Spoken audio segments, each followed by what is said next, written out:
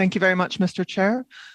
Good morning, everyone. Bonjour à tous. I speak to you today from Treaty 6 territory, the traditional homeland of the Métis in the center of the Prairie provinces. A bit about myself. I grew up in rural Saskatchewan and did my first 2 degrees here before moving to Davis, California for my PhD.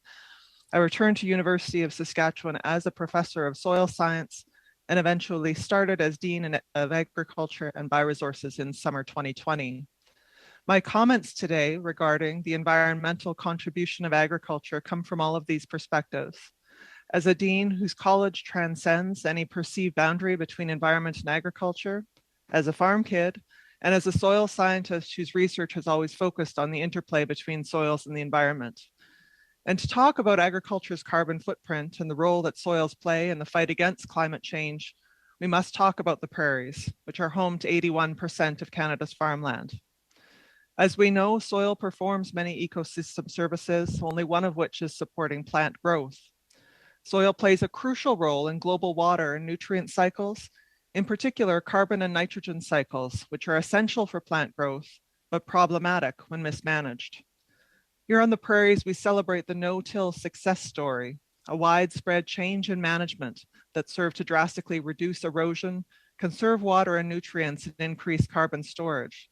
The high rate of adoption was driven by producers, including producer-run organizations like the Saskatchewan Soil Conservation Association, which also has one of the best long-term carbon monitoring studies with benchmark measurements back to 1996. They can provide really important learnings about best practices and challenges in carbon monitoring approaches. Their prairie soil carbon balance study found that spatial variability can be very high in both the short range, within a few meters, and long range across climate gradients from semi-arid to subhumid.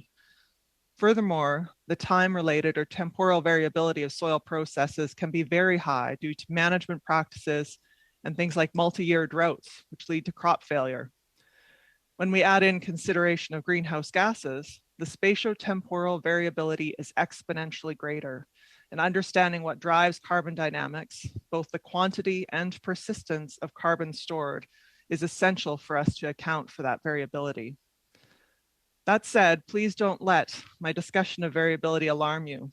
Soil management can be, and in many areas already is, part of the solution to climate change.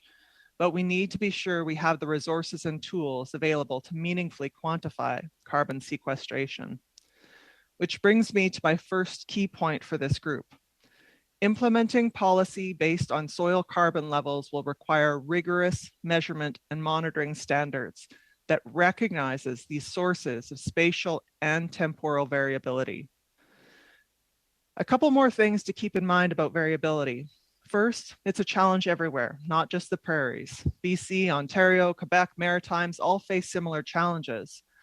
However, the best practices for increasing soil carbon will also vary widely across the country. There's no one-size-fits-all solution. What works for the St. Lawrence lowlands is not necessarily appropriate for the Alberta plains. My second key point for the group today, we're hearing a lot right now about managing soils to optimize soil health through approaches like regenerative agriculture.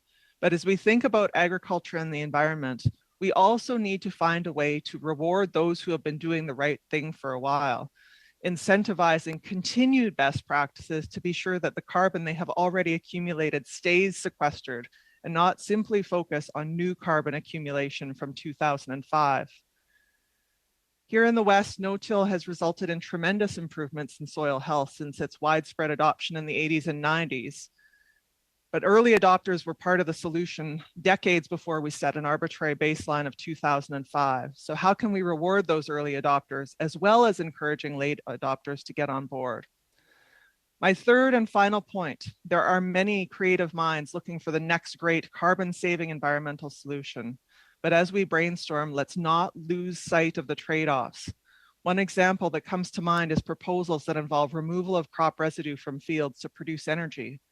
This would serve to reduce the amount of carbon returned to the soil and ultimately result in a net loss of soil carbon as carbon dioxide. We need to think about agriculture as a system. Henry Jansen from Ag Canada most eloquently described the soil as a conduit for the soil energy captured through photosynthesis. If we lose sight of the full cycle, we run the risk of undoing past benefits or worse.